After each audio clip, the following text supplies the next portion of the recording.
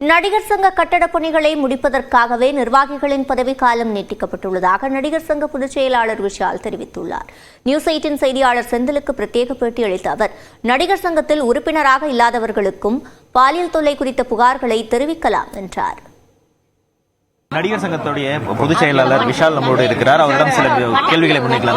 Sir, இப்ப நீங்க தேர்தல் சங்கத்துல தேர்தல் வேண்டாம்னு சொல்லிட்டு நீங்க முடிவு பண்ணிருக்கீங்க, அதுக்கான ஒப்புதல் பெற்றிருக்கீங்க. இதன் மூலமா ஏற்கனவே கட்டட பணிகள் நடைபெற்றிருக்கு, அதுக்கான செலவீடுகள் எல்லாம் நிறைய இருக்கு.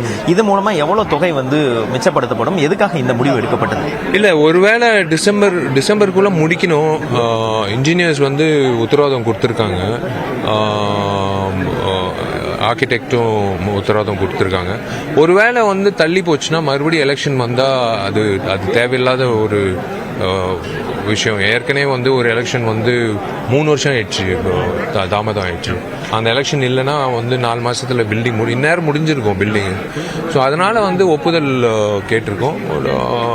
எல்லாரும் ஏகமனதோட ஒத்துக்கிட்டாங்க. கண்டினியூ பண்ணுங்க, டேர்மை கண்டினியூ பண்ணுங்க, 3 இயர்ஸ்க்கு கண்டினியூ பண்ணுங்க. இப்ப இந்த ஹேமா கமிட்டி மூலமா இப்ப நிறைய பெண்கள் நடிகைகள் பேசிட்டு இருக்காங்க, தாங்கள் சந்தித்த அந்த பாலியல் சுரண்டல்கள் அல்லது பாலியல் பிரச்சனைகள், துன்புறுத்தல்கள் பத்தி. இது எந்த அளவுக்கு இப்ப பேசுறது வருங்காலத்துல ஒரு பயனுள்ளதா இருக்கும்னு நீங்க நினைக்கிறீங்க? இல்ல, வெளியில வந்தா தானே ஒரு விஷயம், ஒரு பிரச்சனை வெளியில.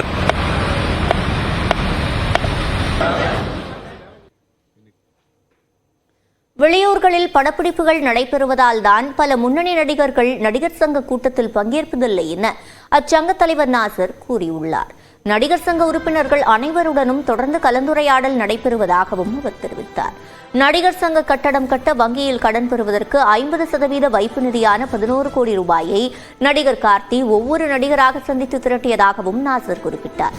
குறிப்பாக நடிகர்கள் தனுஷ், சிவகார்த்திகேயன் உள்ளிட்டோரிடம் தனிப்பட்ட முறையில் கார்த்தி பேசி நிதியை பெற்றதாகவும் கூறினார்.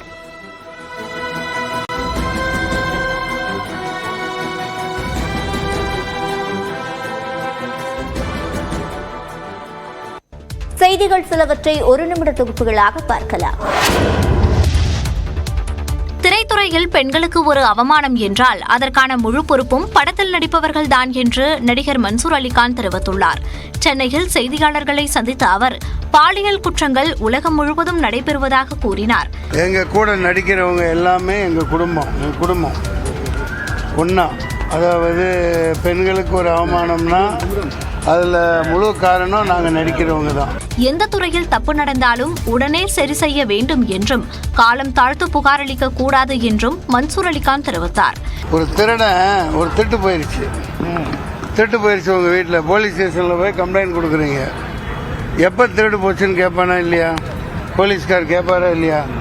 சார், ஒரு 18 வருஷத்துக்கு முன்னாடினா பலான்னு ஒரு அறை விட மாட்டாரு.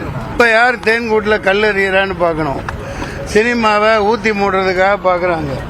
கேரளாவில் நடிகர் சங்கம் மீண்டும் செயல்பட வேண்டும் என்றும் அவர் கேட்டுக்கொண்டார். நடிகர் சங்கம்லாம் பலமா இருக்கணும், அம்மா மறுபடியும் அமைக்கப்படணும்.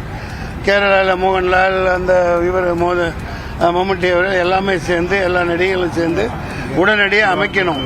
நடிகர்களுக்கு ஒரு அமைப்பு இருக்கிற வரைக்கும் தான் நாட்டு மக்கள் சந்தோஷமா இருக்க முடியும். எல்லாத்தையும் சந்தோஷப்படுத்த தான் நாங்கள் இருக்கோம். சினிமாவை கேவலப்படுத்த சிலர் கட்சி ஆரம்பிக்கிறார்கள் என்றும் மன்சூர் அலிகான் விமர்சித்தார்.